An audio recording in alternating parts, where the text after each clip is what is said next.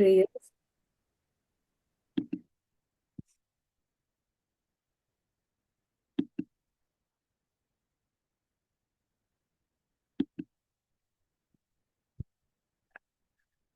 Okay, so Prabhuji, you can read the prayers for today and we'll take turns.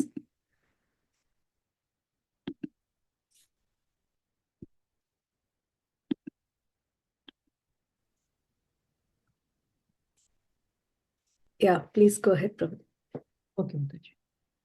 Om Agyan, Hare Krishna. Om Ajnanatimirandasya Jnananjaya Salakaya Chakshuru Unmilitena Tasmai Shri Guruve Namaha. Shri Chaitanya Manobishtam Stapitam Yena Bhutale Swayam Rupa Kadamayam Dadati Swapadantikam. Vandeham. Oh, I have to read the translation, Mataji, or only? Yes, Prabhuji, we'll read for some time until devotees know. Okay. that. Yeah, thank you. I was born in the darkest ignorance, and my spiritual master opened my eyes with the torch of knowledge. I offer my respectful obeisances unto him. When will Srila Rupa Goswami Prabhupada, who has established within the material world the mission to fulfill the desire of Child Lord Chaitanya, give me shelter under this his lotus feet?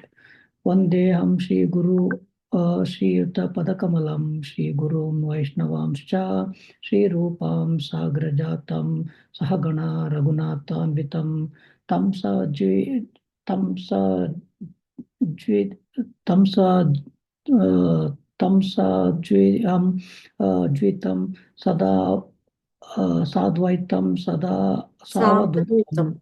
Savadutam Parijana Saitam Krishna Chaitanya Devam Sri Radha Krishna Padan Sahagana Lalita Sri Vishakan Vitamscha.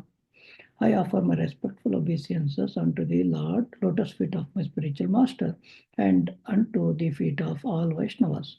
I offer my respectful obeisances unto the lotus feet of Srila Rupa Goswami, along with his elder brothers Sanatana Goswami, as well as Raghunatha Dasa and Raghunath Bhatta, Gopala Bhatta, and Srila Jiva Goswami.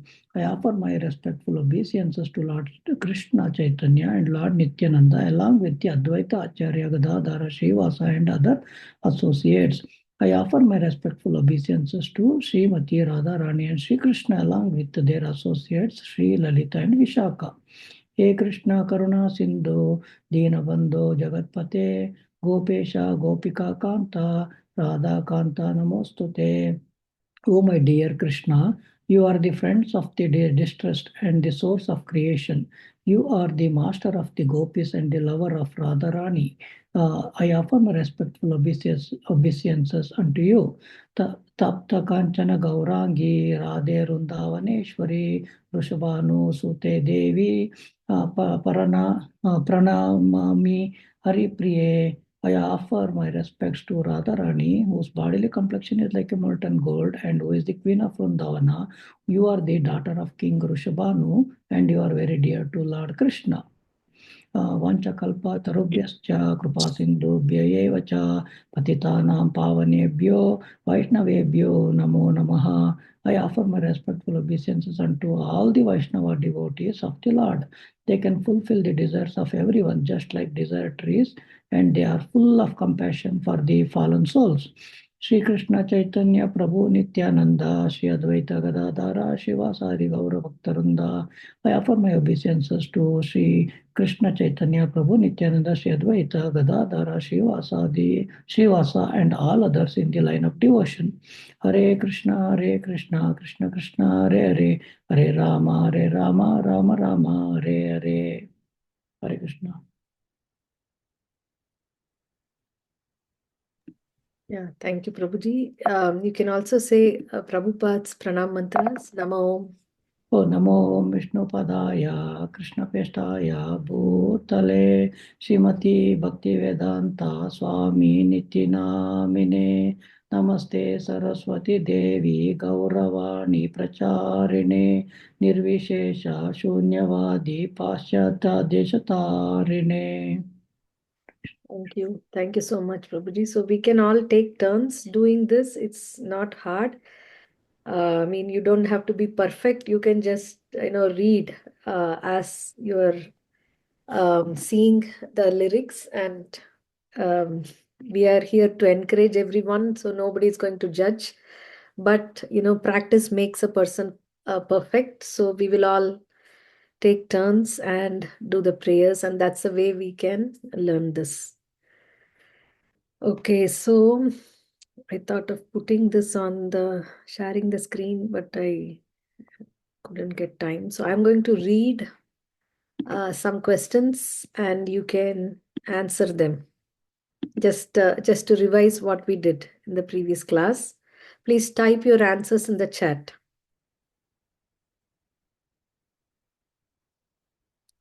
Uh,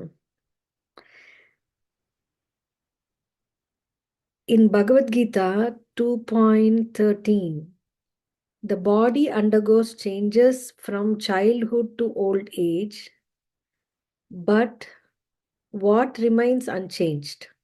A, the senses, B, the mind, C, the soul, D, the intelligence. Yes, C, the soul. Okay. The next is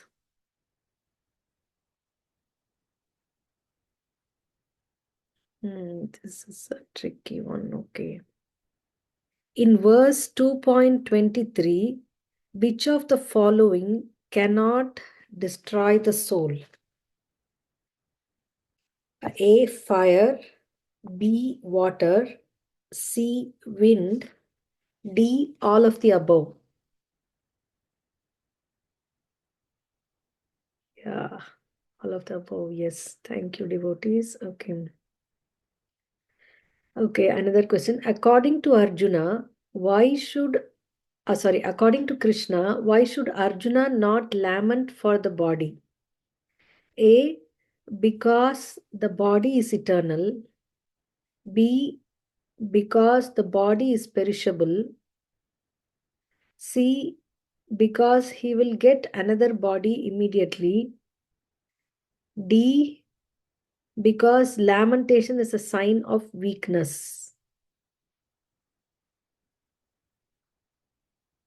Okay, let me see do the choices again. According to Krishna, why should Arjuna not lament for the body? A, because the body is eternal. B, because the body is perishable. C, because he will get another body immediately. D, because lamentation is a sign of weakness.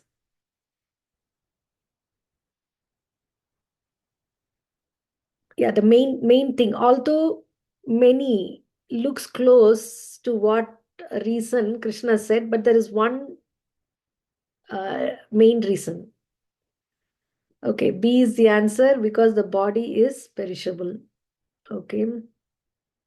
Uh, which verse emphasizes that the soul is never born nor does it ever die? 2.12, A 2.12, B 2.20, C 2.47, D 2.23.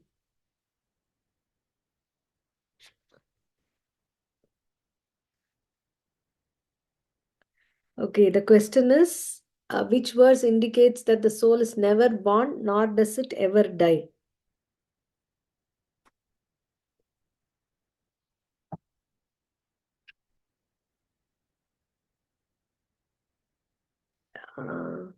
Actually, 2.12.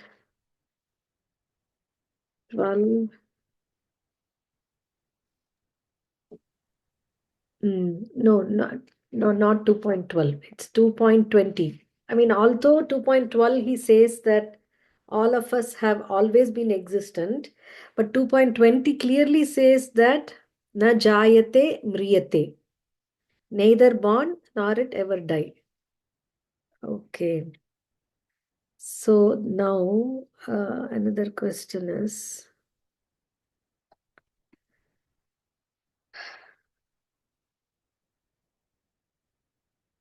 fill in the blanks now.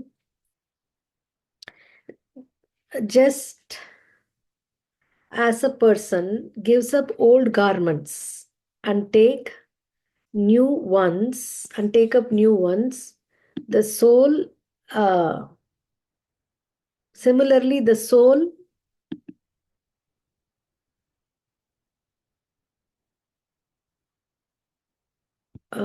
blank.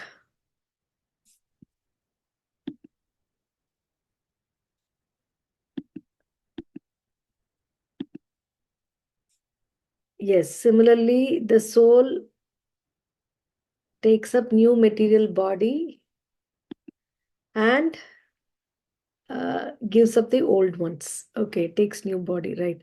Krishna tells Arjuna that for a wise person, happiness and distress are the same because they are blank.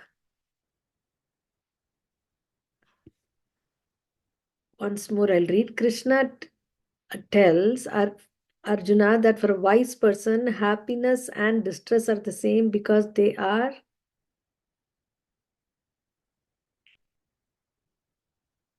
Yeah, everybody's getting the right answer. Yes. Sensational. Temporary. Right. It's temporary. Okay. Okay. Uh,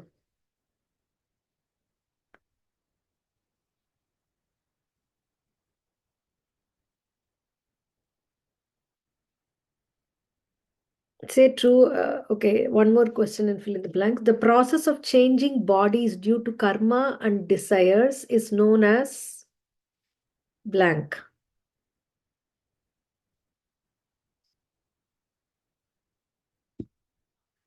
Reincarnation. Yes. It's actually reincarnation. Yeah. Uh, okay. One more question. Those who are wise do not grieve for the living or the dead. This statement is found in verse blank. It's an important verse.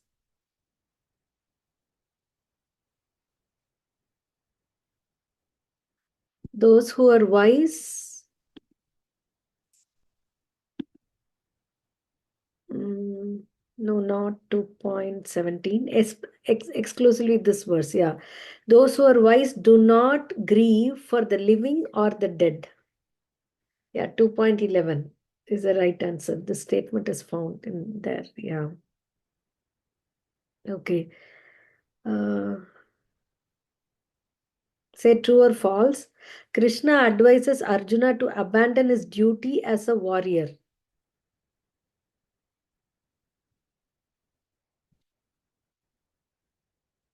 Yeah, hopefully all the answers are correct. Is false is correct. Okay. Uh, the changes in the body do not affect the soul. True or false? Yes. The changes in the body do not affect the soul. True. Right. The next one. The soul can be destroyed by fire. False. Yes, that's right. Lord Krishna begins his instruction by reminding Arjuna of his eternal nature. True or false?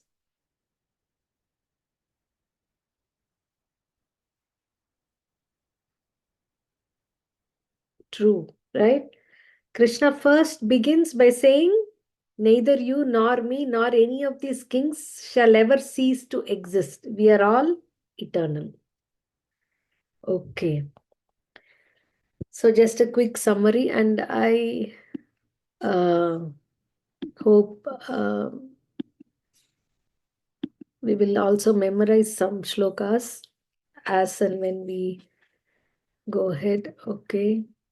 So now we are in, I think we have to start from 24. Yes, we'll read five verses and then we can discuss a bit and we can then take questions. Yeah, Abba Mataji, would you like to unmute? Jai Krishna Mataji and all devotees. 24.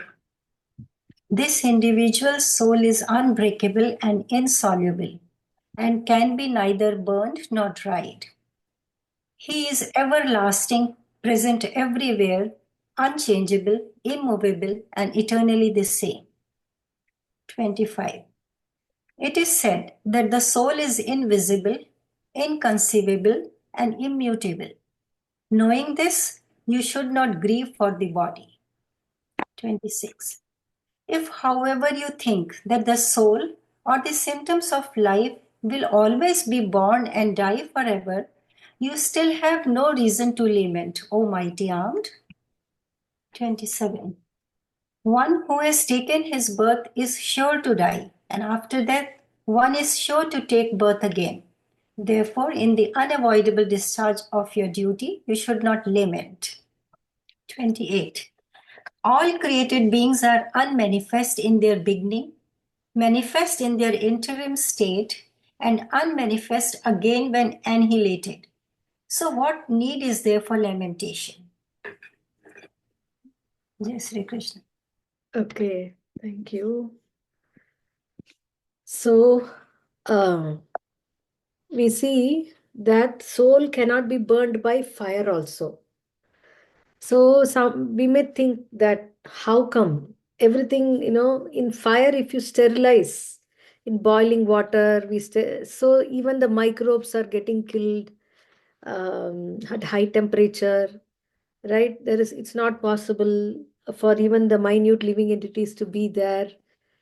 That's the thing. That's true, but that doesn't mean that there's no possibility of life in uh, in fire.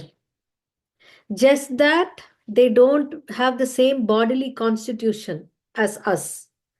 Just like the fish will die in the land, and man, if he goes in the water, he will die because we cannot breathe. We breathe air, and the fish cannot breathe air. The fish body is designed in such a way that can live only in water, right? So, um, like that, I mean, how foolish it is if I conclude that there can be no living entities in water. They don't have the same constitution like me, like the body, but it is true that they are there. Same way, it is true that in fire, in even in fire, there are some living entities that exist. In fact, uh, if this is the case, then sun planet should be uninhabited.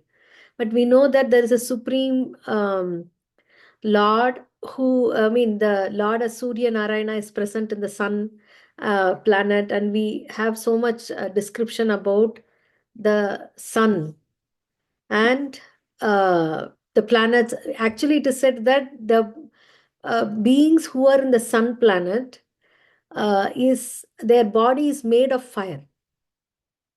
Fire only is their body. How will they be burnt by fire?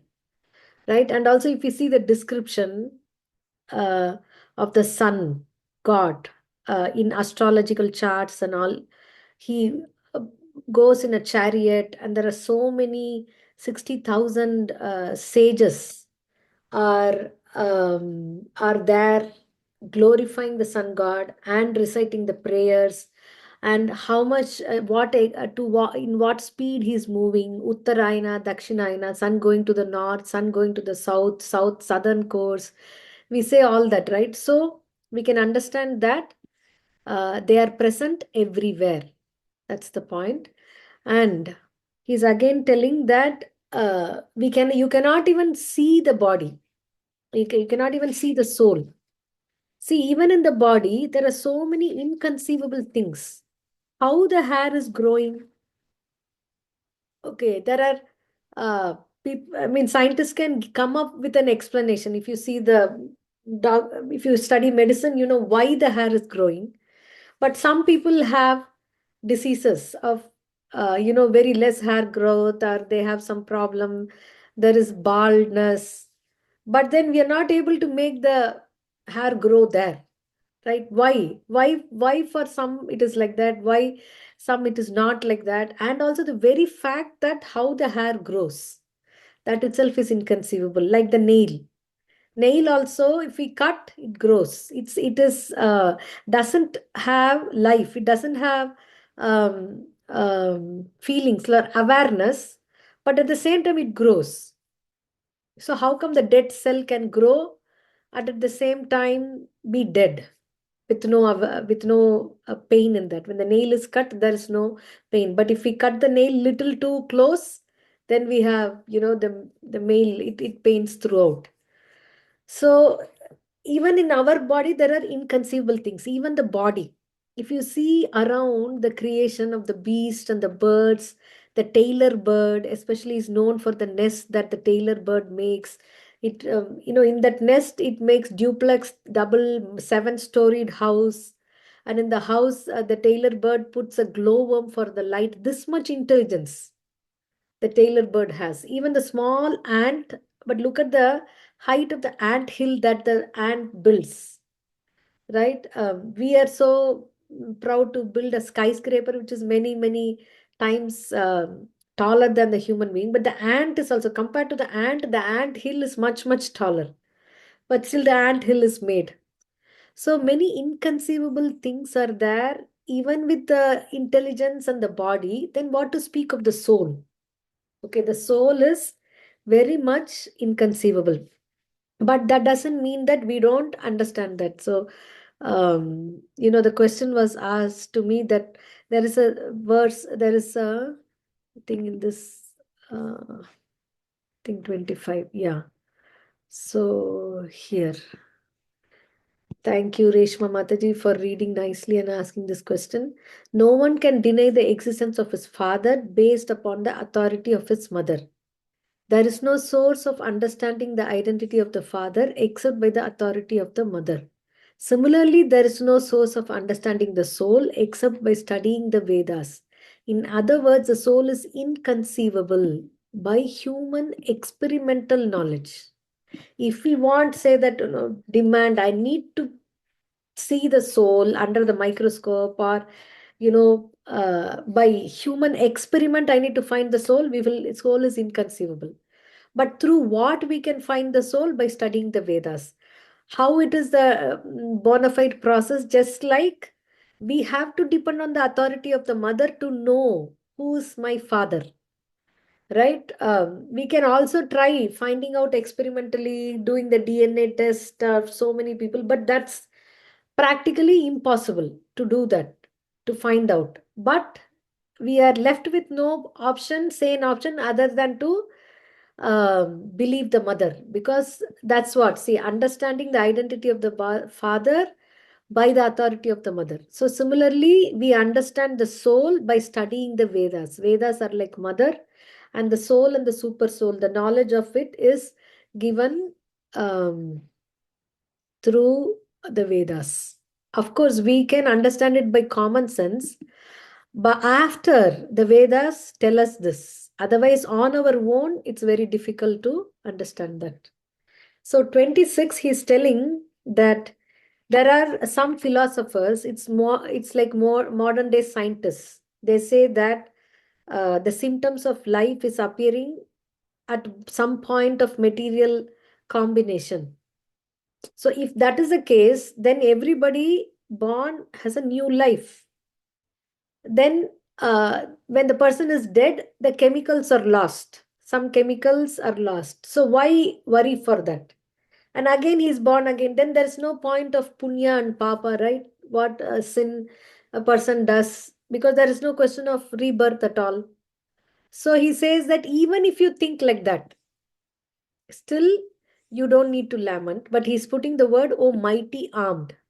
That means I know you don't believe in that atheistic conclusion or childish conclusion that there is no rebirth, or the soul continues to exist. Even you don't fall under this category. But Krishna is including that also. Even by chance you believe that also, you should not lament. And this is a very important statement that he's making. As sure as death, one who has taken his birth is sure to die, and after death, one is sure to take birth again. Jatasya hi dhruvo mrityur dhruvam janma mritasya cha.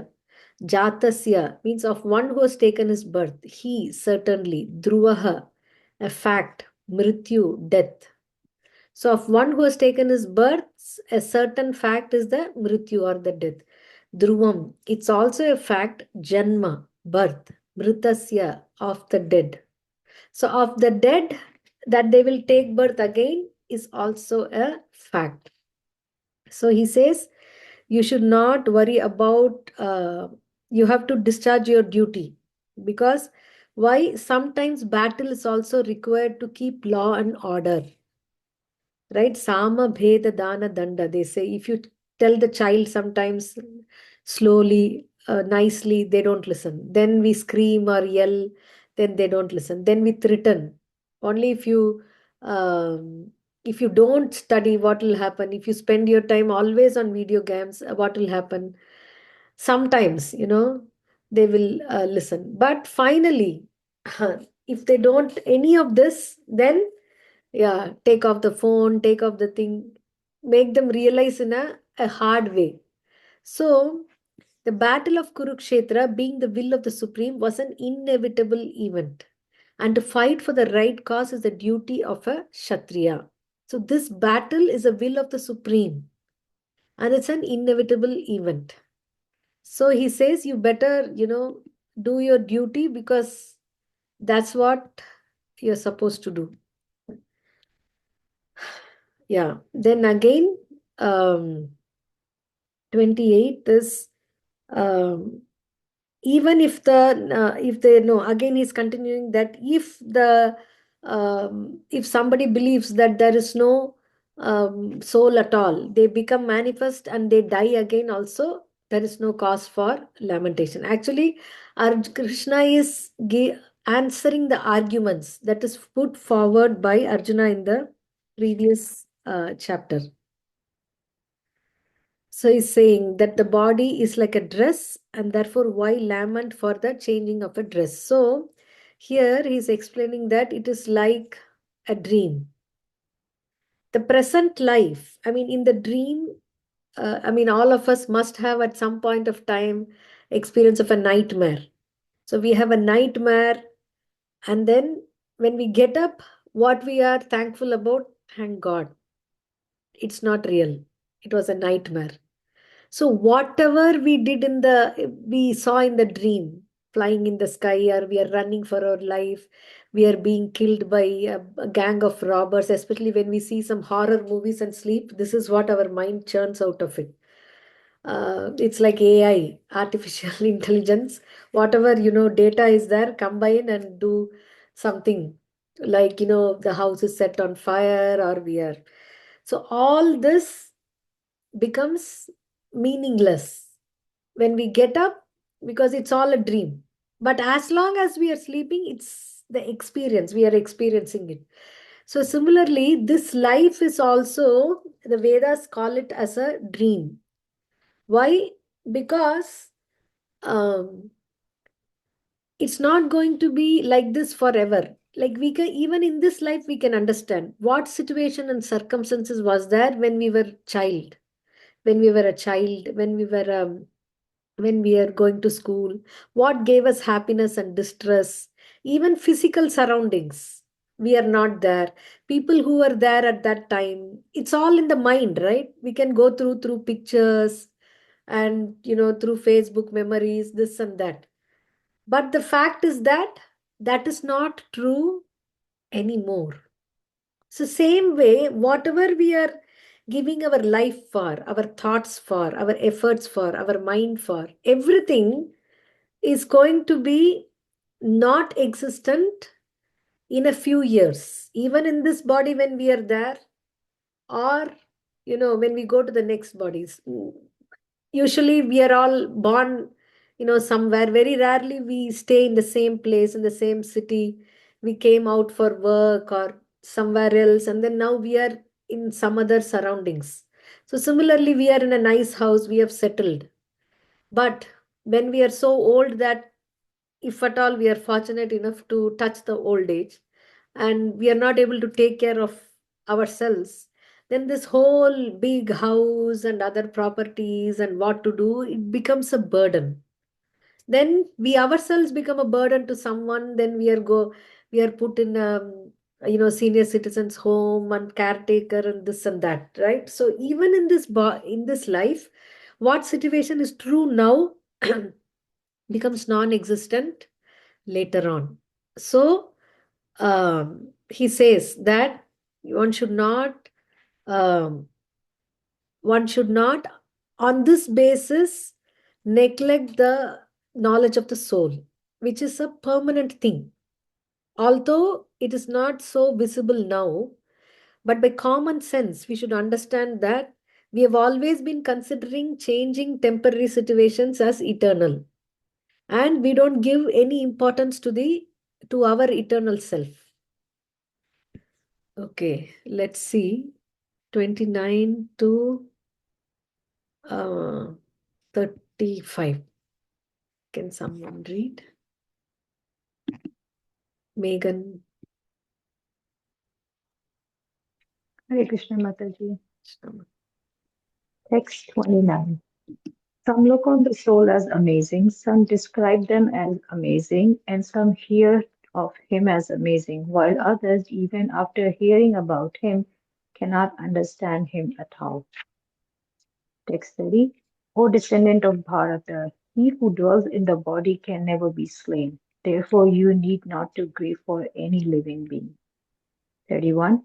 Considering your specific duties as Kshatriya, you should know that there is no better engagement for you than fighting on the religious principle, and there is no need for hesitation. 32. O Partha, happy are the Kshatriyas to whom such fighting opportunities comes on source, opening for them the doors of the heavenly planet. 33. If, however, you do not perform this religious duty of fighting, then you will certainly incur sin for neglecting your duties and thus lose your reputation as fighter. 34. People will people will always speak of your infamousy, and the respectable person dishonor is worse than death. 35. The great generals who have highly esteemed your name and fame will think that you have left the battlefield out of fear only, and thus they will consider you insignificant.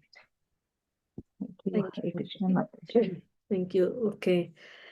So finally, he's saying that there are people who, even after hearing him, cannot understand because the soul is the same in a gigantic elephant or a huge banyan tree. All are in microbes also, millions of billions of which will occupy 1 inch of space. So how is it possible? People, uh, we are so, if we are having not an open mind, only a closed mind, what we learned in our educational system and what the society teaches, only that I'm going to take, then it's very hard for us to understand the concept of soul even after hearing. In fact, people get scared, but it's hard to understand. So it's not, if we are understanding it at all, that means that we have done a lot of penance and sacrifice in this life or in the previous life just to understand this, because even to sit through this is hard. One of my, when this was making so much sense to me, when I first attended this, I was in college and I was thinking, wow, this is what I was looking for. This is a perfect answer to all the questions. By my friend who was sitting near me was like drawing in the notebook. That time, thankfully, there were no cell phones yet, so she was drawing and scribbling. And finally, when the lecture was over, she was like, wow, finally, somehow I got through this. So I was so surprised at how come, it made so much sense. I mean, I was finding out answers for whatever I had questions, but she could hardly sit through this. So then I was thankful that at least, there is some mercy of the Lord that at this life, after many, many lives, we have also spent like that, not able to understand. But somehow this life, we are able to give some attention and understand. So it's really by the Lord's mercy. So then, after text 30, he's changing course. If we see, Krishna is talking about his duty as a Kshatriya. So, why did he talk about the soul at all? Because if this concept is not understood, then where is the question of sin? And whatever Arjuna was talking, sin will overcome us. So, everything comes only when we take rebirth and we are accountable for our actions and karma and all that, right? So, but even after knowing the soul, we have to act according to what we are at this point of time, whatever our duty is. So he says that you are a Kshatriya and you need to fight. And you might have left the battlefield, but what's going on in your mind, how will the others know? No, you are feeling compassionate for others and you are telling me this. But later, Duryodhana and the future generations, what they will say, oh, Arjuna came for fighting, and they will make stories that Arjuna was afraid seeing the vast army. So he was afraid and he ran away. How will anyone know that Arjuna had soft corner and he was feeling out of compassion? So he says that that's what the reputation you will get. And what is the meaning of a Kshatriya? Shat means one who hurts.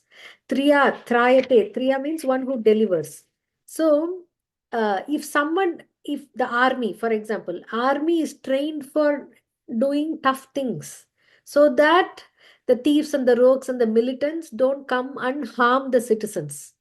So, like that way, Kshatriyas are trained to fight and kill, and that's for that reason they are going to the forest to hunt the wild animals, which are anyway need to be hunted to save the rishis and the sages who are spending time in the forest doing penances. It is the duty of the king also to protect them. So such animals which are killed by the king is given royal cremation, and they are also, according to the scriptures, the next life they become human being, because it's considered to be a sacrifice done, like the Vedic yajna sacrifice. So after coming as a Kshatriya and after being dressed as fighting, all everything ready, if you go away, then they will speak that you are a coward, and that will be worse than death. And what about me? I am here, and they will say that what is the use of Krishna's friendship?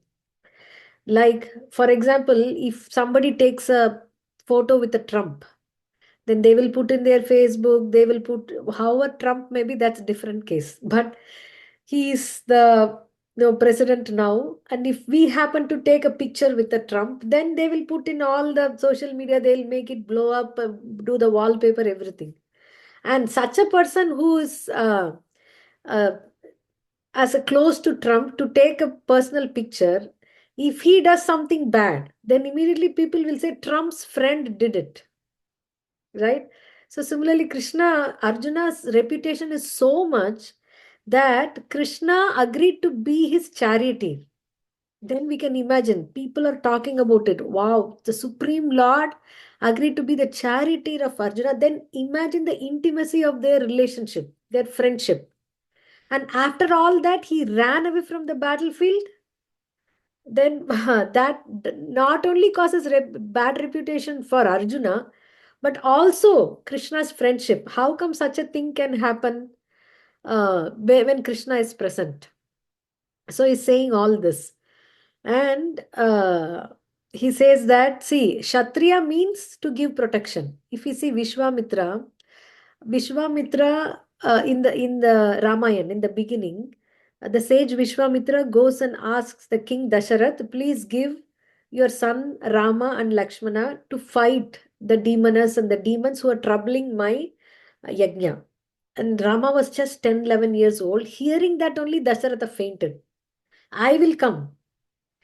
But still, he said, no, no, no, I want no other person except your Rama. And finally, with great difficulty, Dasharatha sent. As if Vishwamitra didn't have powers to kill the demons. No, he could have done.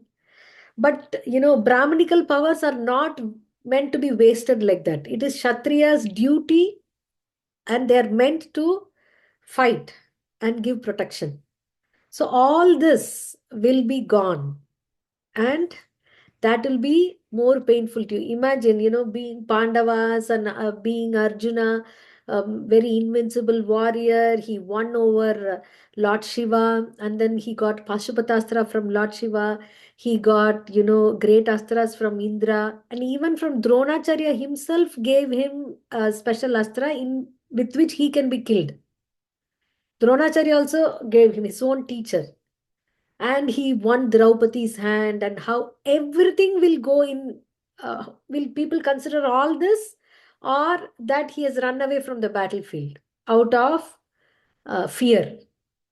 So they will scorn you like this, and they'll scorn your ability and also your bow. Ability means Gandiva. Arjuna says, if anyone says something bad about me, it's fine. But if anyone dishonors my bow Gandiva, I will kill him. Okay, so this is his woe. So they will dishonor you, your bow, your ability as a fighter, and everything. Will that not be painful to you? So Krishna is making such arguments based on his duty as a Kshatriya. Okay, so next we'll read 36 to 40. Meera Mataji.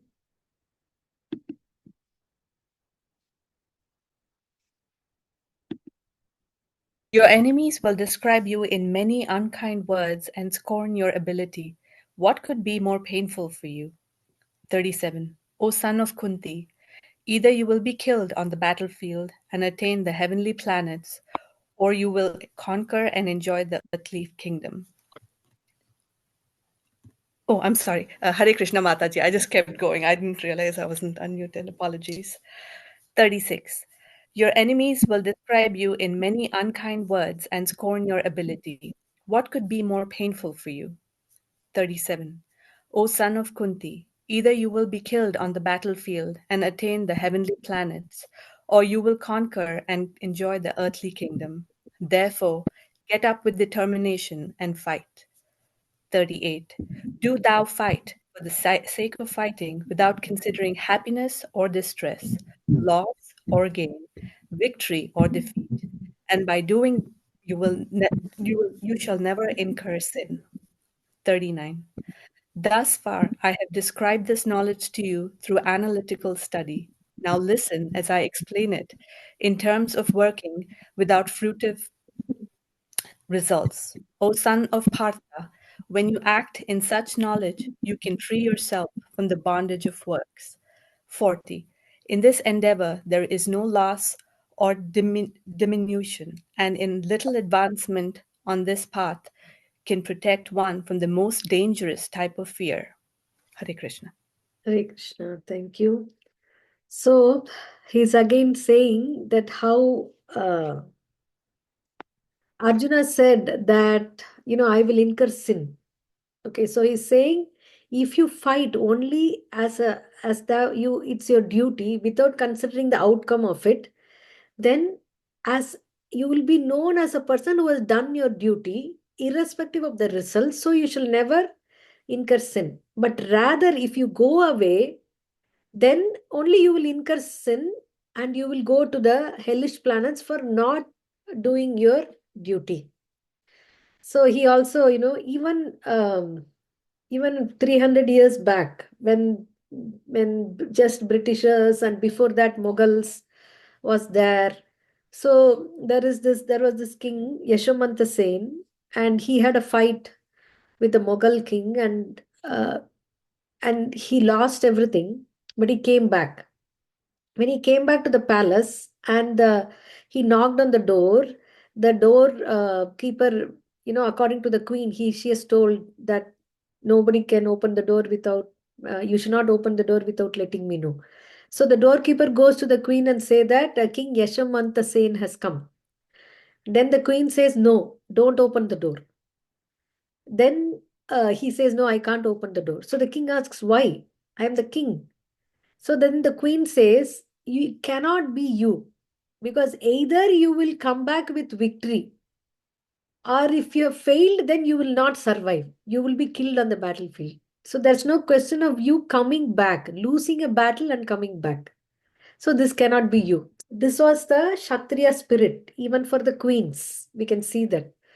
So even this was current, even 300 years ago. Then we can imagine what was the spirit of doing their duty according to their social position was very, very strong in that.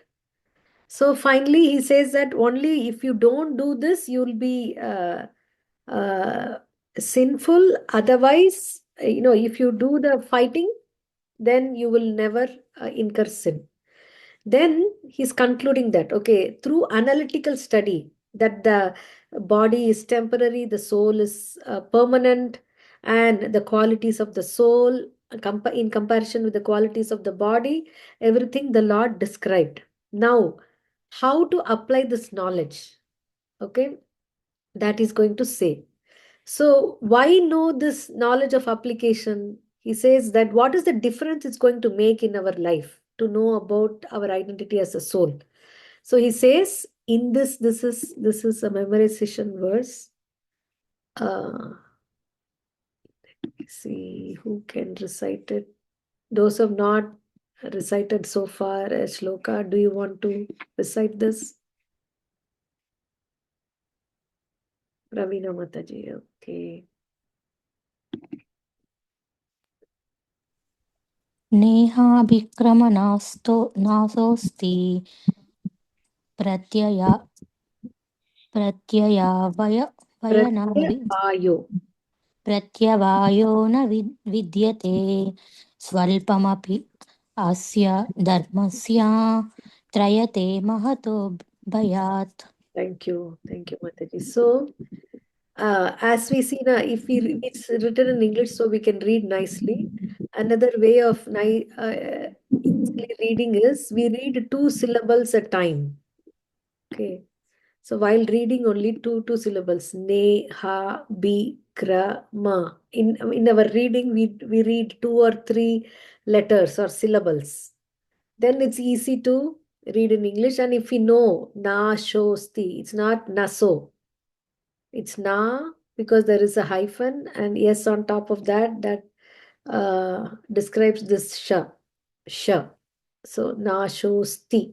No, na, sho, sti. Not this is sa. It's because this s, the apostrophe in front of the s denotes the a present there, but for the meter it is not pronounced. So neha bikrama nashosti. Yes has nothing, neither apostrophe nor a dot, so it is a simple sa, s sound.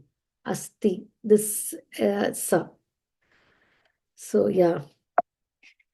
In this endeavor, there is no loss or diminution, and a little advancement on this path can protect one from the most dangerous type of fear. So, we see, if we know this knowledge now, knowing so many things in this world is there, how to do puja, how to do this and that. See, Krishna is not explaining details. What you have to do when you go to the temple, or whether you can go to the temple when you have a birth or the death ceremony.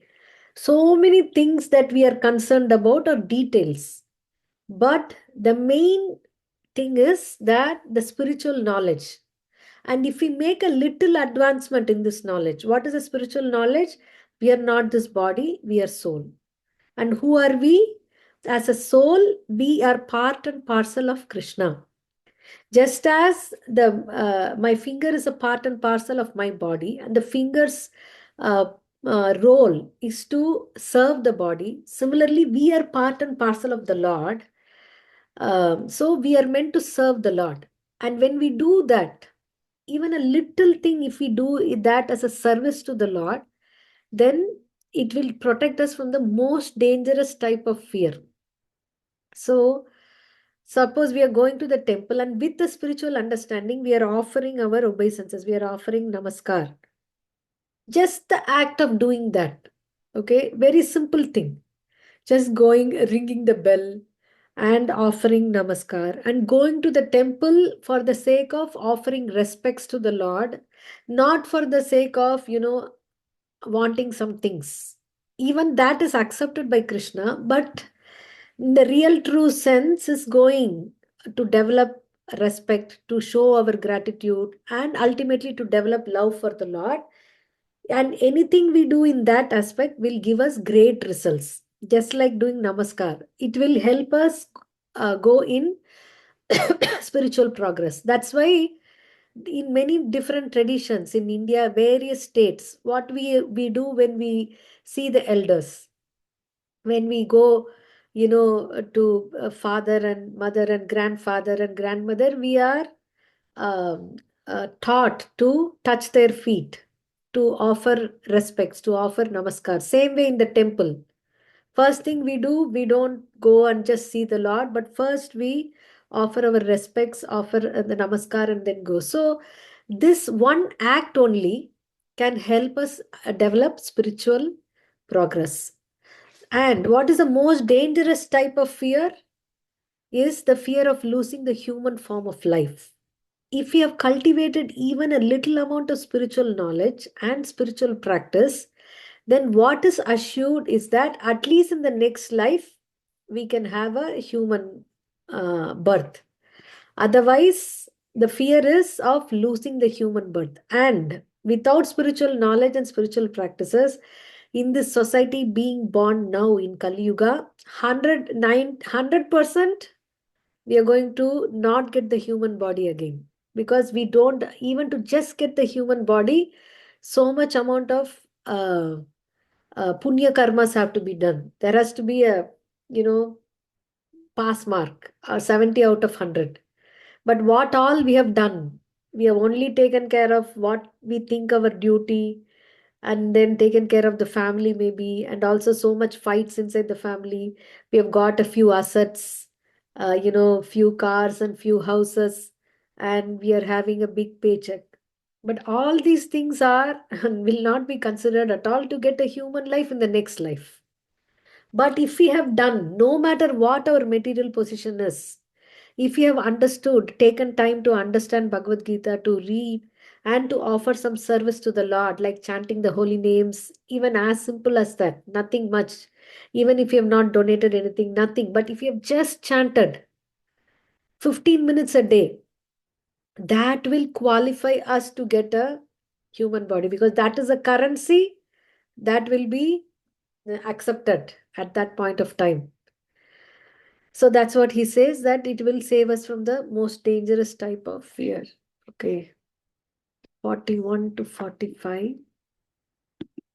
Uh,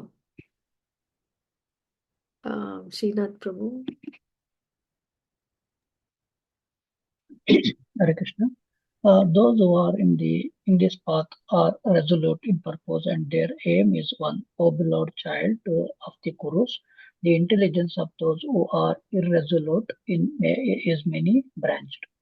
42 to 43. Men of small knowledge are very much attached to the flowery words of the Vedas, which recommend various fruitive activities for elevation to heavenly planets, resultant good birth, power, and so forth. Being desirous of sense gratification and opulent life, they say that there is nothing more than this. In the minds of those who are too attached to sense enjoyment and material opulence, and who are bewildered by such things, the resolute determination of devotional service to the Supreme Lord does not take place. The Vedas deal mainly with the subject of the three modes of material nature. O Arjuna, become transcendental to these three modes.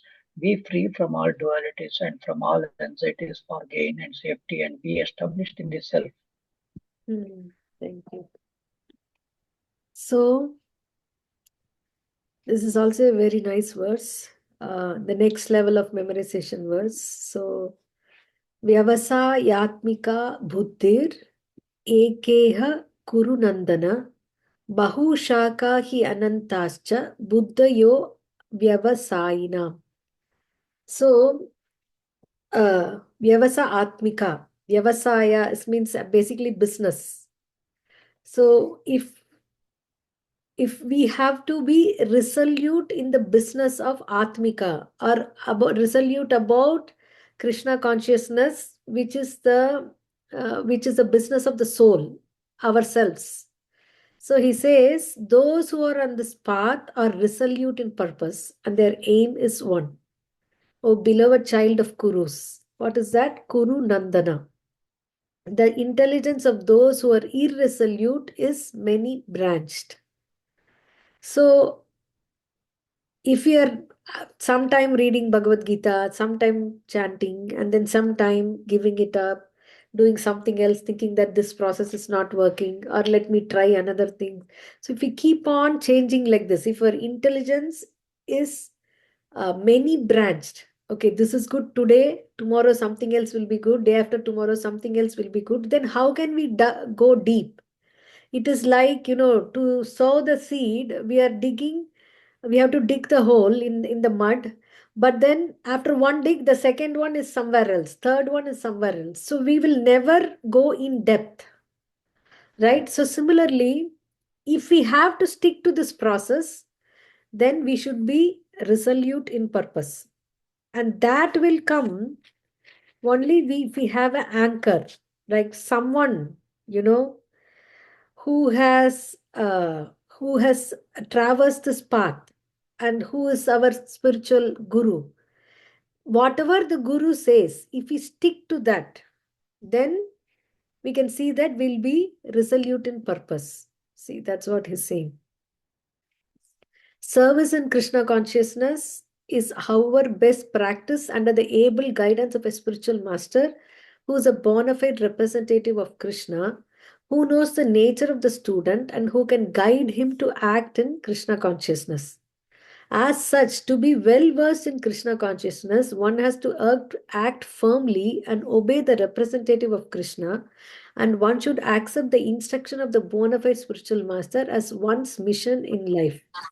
Srila Vishwanath Chakravarti Thakur instructs us in his famous prayers for the spiritual master as follows: Yasya prasadat Bhagavad prasado, Yasya prasadhan na gati kutopi. Dhyayan stuvam stasya yashastri sandhyam vande guru Sri Charanara Vindam. By satisfaction of the spiritual master, the Supreme Personality of Godhead becomes satisfied. And by not satisfying the spiritual master, there's no chance of being promoted to the plane of Krishna consciousness. I should therefore meditate and pray for his mercy 3 times a day and offer my respectful obeisances unto him, my spiritual master. So we see when the opening thing itself is depending on, we are doing prayers to the spiritual master. Why? So even in Prabhupada's own life, he gives this example. When he first met his spiritual master, he told him, you are an educated young man, and you please preach this knowledge in the English speaking countries. This was 1922. And at that time, he argued that we are a dependent country. First, independence is the main thing. If we are not at all getting political independence, how will the others listen? But Bhaktisiddhanta Saraswati Thakur, his guru, defeated him, saying that this is so urgent. Self-realization is so urgent, and this message of Krishna is not only for a particular whoever is from India. Okay, it is for the whole world, because he's not saying I am Paramatma only in the heart of Hindus and India. He is present everywhere, and as a human form, everybody who's human has to understand this knowledge. So majority of the world speaks English, so you have to go. You cannot wait. The political situations is temporary. Okay. But this self-realization is permanent, because one day lost in human life also, we will not get it back again. So he convinced him. He asked questions. Prabhupada asked questions, and his guru convinced him that this is the purpose of life.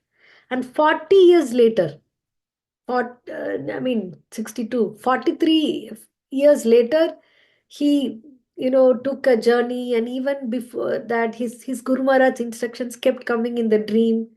Otherwise, who at the age of 70, when he has no money, just one or two sets of clothes, and just dare to go in a cargo ship that traveled all over, picked all the cargo for 35 days, experiencing seasickness, to go to America for sightseeing. One reporter asked, you came here for sightseeing? He said, I am old. Okay, I didn't come here to see anything, but I came here to give you something. Same thing he said in the London, when he came to London. The reporters asked, why did you come to London? He said that when you came to India, you took away so many things, but you forgot something. So I came to give you that, what you forgot to take it. So, so it was the order of the Guru. Okay, for him, it was impossible to do an old man to preach spiritual knowledge, and to make people understand this and then make them follow all this. But once he started, he then we know 1965 to 77 wrote so many books, and opened so many temples. 3,500 out of 5,000 disciples are non-Indian origin, from Japan to China to everywhere. So then when people asked him, okay, you had done something great, but what he said, I just tried to fulfill. I know that my Guru Maharaj liked this, that to preach this knowledge in English. So let me try that. I tried that. So he was fixed in that, even though he had so many troubles, and even though it was a hopeless situation, even though he knew he was trying impossible, but he still went ahead and tried, because it will please my Guru. Why? Because the Guru can see things that we cannot see. Just like a child cannot see how going to school and doing homework is going to be of his ultimate benefit. Okay, if they know that, if the child does to please the parents, okay, if I do this homework, if I do good in the studies, then I will get what the child now wants is some, take me out for TCBY to eat the ice cream shop, or to, I got so much, so give me something in return. That's what the child is interested. Okay, but that's the effect of pleasing the parents. For pleasing the parents, the child is asked to go to school and do everything. But later in life, okay, when he becomes a young man, then he realizes that if I hadn't followed what my parents had told, then I wouldn't be in that condition now. Right? Many in their youth, they think, especially people who don't have strict parents, or for some reason they are with single parents or with no parents in the shelter, then they feel, oh, I wasn't told the right thing. So the child whose aim is to please the parents somehow gets to do things right in the life. So similarly, we are also children in spiritual life.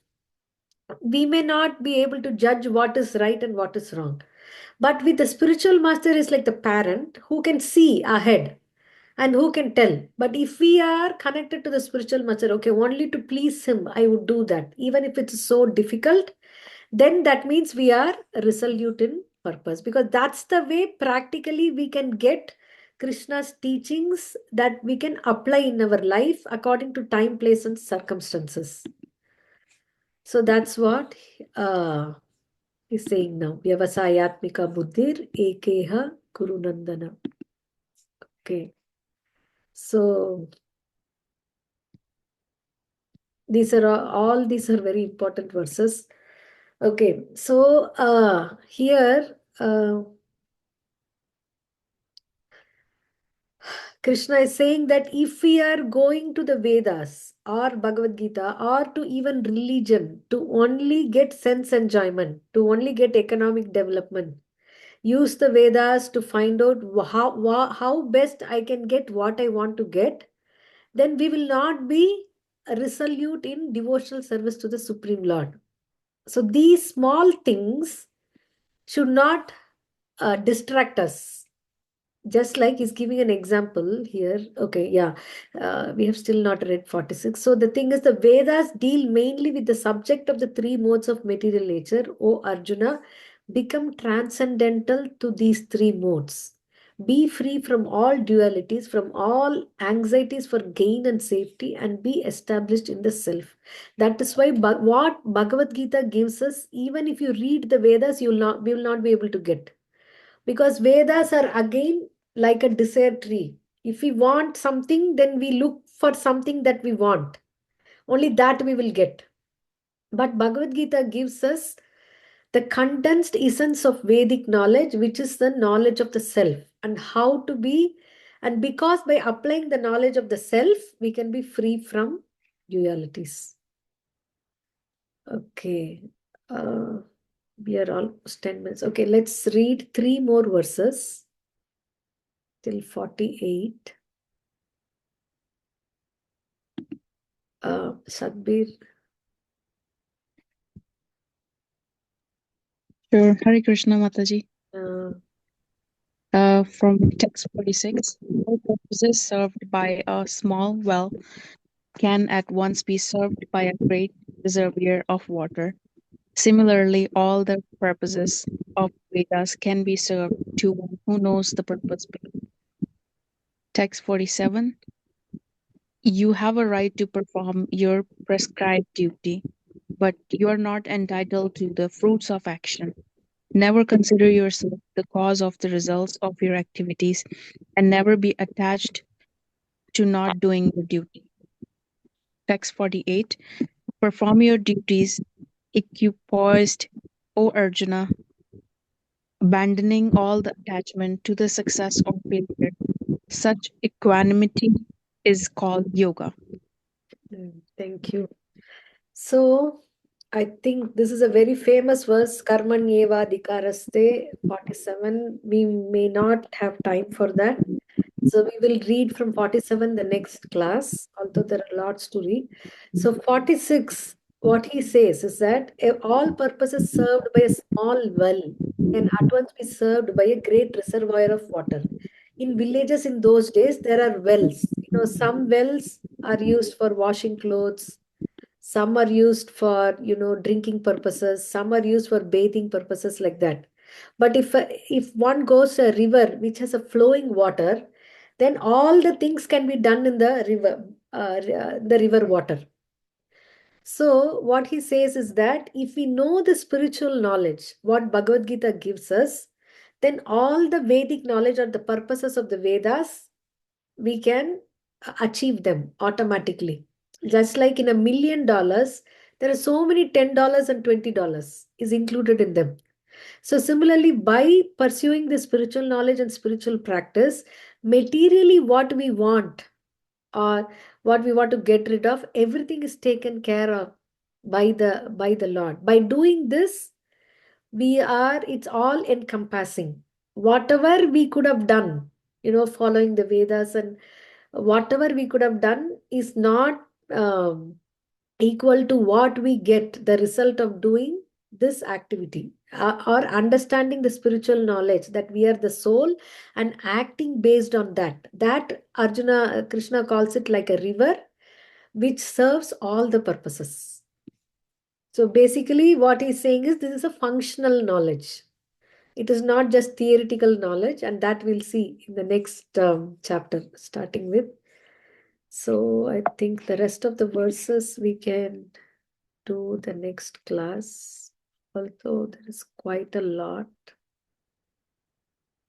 But this is just again a overview session. The next time when we read, we can read in detail. Okay, so we will pause here, devotees, and if you have any questions, we can take now. Srimad Bhagavad Gita ki jai. Srila Prabhupada ki jai.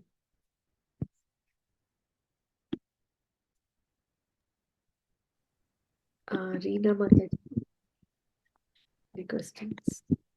Hare Krishna Mataji. Hare Krishna.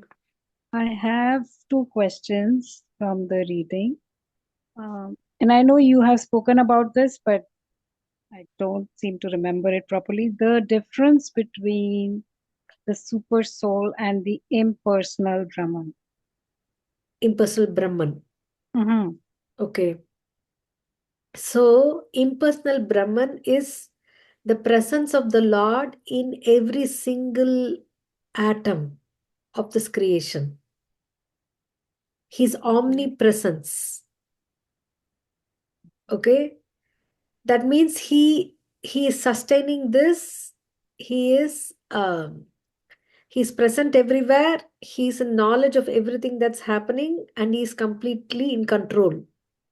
And the Paramatma is a little more personalized concept than his feature as impersonal Brahman. That means he's all pervading, he's present everywhere through his energies. And inside the heart of every living being, is present as Paramatma. Okay, that means to guide us, to give personal guidance, to to assure that he's there for us, and to wait for us to turn towards him and establish a spiritual relationship. So that is his Paramatma aspect. So this is not an overlap. They are two distinctly different concepts. Uh, it's different aspects of the Lord's being omnipresent, at the same time a little personal, present in everyone's heart and guiding them as well. So Okay, thank you, Mataji. it's not a overlap, but what you can Mhm. call it is it's more detailed. Detailed. Yeah, one detail more. So basically, it's the same. It's omnipresent, but the one that's present inside us has more functions. If I can understand it that way. Yeah, and he's also a person. He can, Okay. like, you can hear him. He can guide us through. I have one more question. That was about this.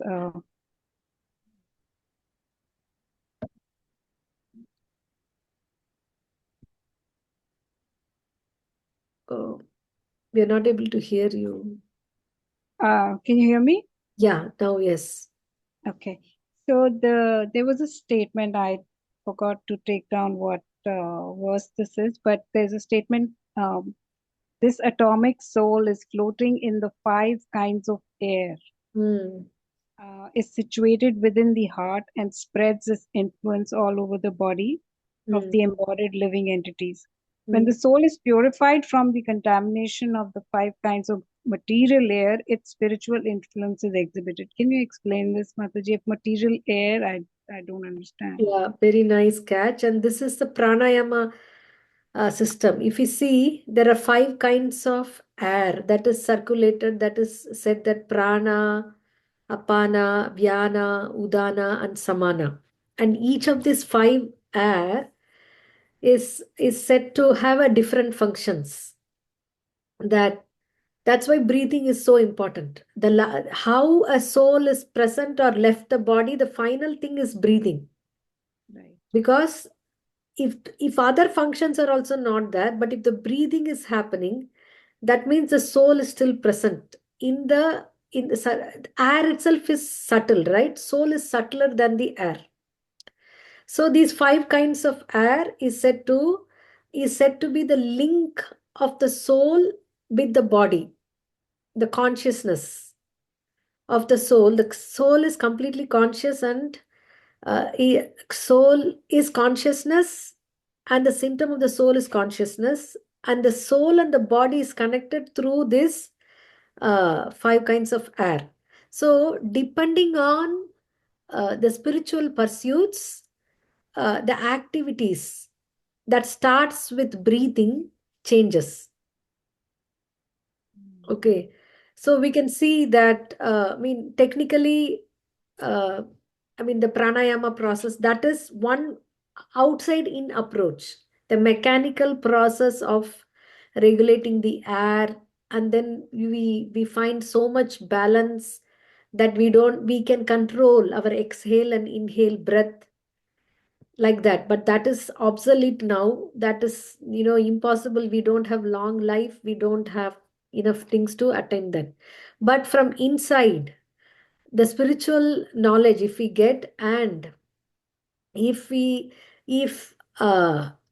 the soul, that means I know that I am the soul, and based on my spiritual goals, I set my goal. No, based on my spiritual goals, I do my activities, my thoughts, my thinking, and finally come to breathing also. So you see, breathing, when we are calm and quiet, then they say that, the breathing is very serene. And when we are agitated, what happens? Mm. Short breaths and anxiety, like that, right? So it is technically connected like that. So in one sense, in short, when we are having spiritual aspirations, then we don't get agitated much of material situations. Okay. Wow. That's what is mentioned there. In detail, again, we will see in the fourth chapter also, Mataji, regarding this exhale, inhale of the hair, and how, that yoga, that balances like that. Thank you, Mataji. Really appreciate it. Hare Krishna. Thank you for reading and coming up with a question. Mataji, I have a question here. Is soul? But Mataji, I also have a question. I had What my is? hand before you. Oh, okay. Go ahead. Thank you. Hare Krishna Mataji. I had a question about these parents, about how parents are to be respected and to be viewed as, you mentioned God's So that was an incarnation. example. Okay. That was an Okay. example for the small child. Like, he doesn't understand, especially elementary level child, third grade, second grade. They don't want to go to school. But they go to if they go to school, for them the thing is, if I do the homework and everything, my parents is pleased, then I get what I want. So similarly, Okay. like that, I said that example, that like that we are children in spiritual life, so we need a spiritual master. And if our goal is to please the spiritual master, of course we have to, make our not blind surrender. We need to research and see who's the best, who's coming in the discipling section, who's speaking, what is not. I mean, exactly as Krishna spoke, and he's absolutely, of course, not claiming that he's God. So many things are there. But once after ascertaining that, if we are able to fix this as a goal, then, we are resolute in purpose. That's it. So, I guess that was a lead up to a bigger question, and the bigger question is, I've noticed that in a lot of Indian families, I'm not talking so much about Western, but those that are still back home, there is a sense of decadence in the traditions they follow, and things that are not linked to spiritual truths, but yet they overpower spiritual truths. And Hindu Dharma, as a canopy, um, how do we infuse what we are preaching here? Shastric truths, spiritual truths, faith, heart space, the heart space getting bigger and bigger, devotional service, as opposed to don't question, just follow. Don't question, just follow. So, Because, yeah, that's the point. You answered it yourself. When we don't have answers for why, then it'll all fall down. hmm. Okay. So is this just Kali Yuga symptoms? Is this just natural decadence of the age taking over? Yeah, but Uh, still, right now it is like a U-turn of this, because hmm. Bhagavad Gita, nowhere in no other yuga the spiritual knowledge was available so easily. Yeah. Okay. So because the Hindu Dharma doesn't answer question why I have to light the lamp, why I have to do the agarbatti, why I have to go, celebrate uh, uh, Ganesh Chaturthi and on Chaturthi and not on Chaturthasi, not on Purnima. If that why question is not answered, that's what is leading to decadence. Yeah, exactly. And also generationally followed certain things. To be honest with you, only after I came to the West, I could undo the shackles that were put on me thanks to that upbringing. And I realized through looking at this lens that there is a lot of decadence that has crept in there. You could attribute it to invasions, yes. In many parts of India, Islam has mixed with the local practices and it has produced a very crude form of like the dargahs all around India. And sometimes I'm like, this is not palpable. This is not, but yet it is. You have hordes and hordes of people. They go and they just do something and then they return. It's lacking that what you're preaching. That's why I'm asking. Yeah, that's lacking in all religions also now. Even, all religions, if you take the is materialistic, it becomes materialistic, right? So that's why the problem is. Thank Very you. nice lecture today. Thank you, Mataji. Thank you Shubhratri. for asking questions and your valuable realizations. Thank you. Mataji, I have a question. Talking about those five energies you just discussed before this, is that five? You said it's like a coming to pranayam, right? Is prana is like a soul here or is separate? Prana is not the soul. Prana is the air that is very close to the soul. That's why prana means life air, close to the symptom of the soul, the presence of the soul. The first, like as we saw here, the soul is encircled in the five kinds of air. Right. Like that. So the prana is not the soul. Soul is different than prana. Yeah. Like when we those five different This kind of air, the air that is also called prana, in some context, prana is also said as the life. But here, what we are discussing now, the soul is surrounded by five kinds of air. There, that prana is actually air. Okay, so these prana is that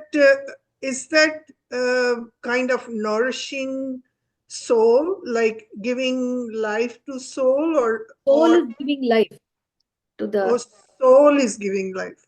yeah. Okay, When the okay, it's soul other goes way. away, then there is no activity of the breathing or no air that is present there, like that.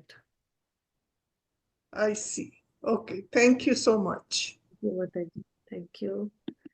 Okay. Why is the soul referred to as he? So it's a general, it's not, the soul has no gender. Okay.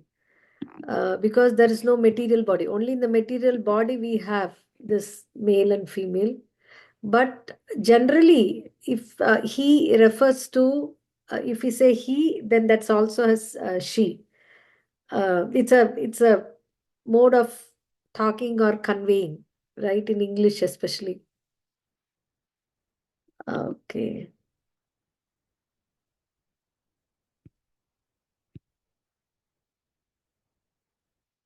We need a graphical representation. Okay. Anything else? Anybody has any other questions? Anything to say? Okay. So I appreciate if you can ask, read the purport and also ask questions in messages also, or in the group also you can put. It is open. We don't want to forward some messages, but if you are getting some questions, something to share, we can text in group or text me in person also, so we can discuss more. So our homework will be to read the purports and also to memorize this verse, Neha Vikramana. What did we read? Yeah, Neha Vikramana Shusti, 2.40. Is Chandir Mataji? Mataji, I have one more question. I just want little clarification on. I put this question in our chat box too, before in the WhatsApp group. What is bona fide master? Bona Yeah, fide means yeah. like if you are taking, if you're having some certificate, right? You go in the notary public, and then they say, yes, I attest that this certificate is not fake. This certificate is of this person, and this is true. Why? Because a notary has a power to do that. Not anybody in the road can do that, right? Mm-hmm. So Right. similarly, bona fide means authoritative, who has the powers, who is coming in the proper parampara system. That is bona fide. Bona fide basically means it is genuine. It is tested genuine, or it's confirmed genuine, like that. So a guru means coming in the parampara system, and should be presenting what Krishna says without any addition or subtraction or his own interpretation into it. It's like bona fide certificate. If you Google, you'll see what. So when we talk about the Guru Parampara, so the first Guru is Shiva, right? There are first guru always is Krishna, and Okay. through Shiva, through Lakshmi, through Brahma, and through Brahma's Kumaras, the sages. So they both, all the four have started the disciplic succession. So this is like a Guru Parampara, right? Yeah, I mean Prabhupada is coming in the Guru Parampara, the Bhagavad Gita. That's why it's Bhagavad Gita as it is. Oh, okay. Thank you so much. Right. Okay. Adjective. If I say bona fide, genuine, real, and the example is only bona fide members of the company are allowed to use the logo. Something like. Okay. So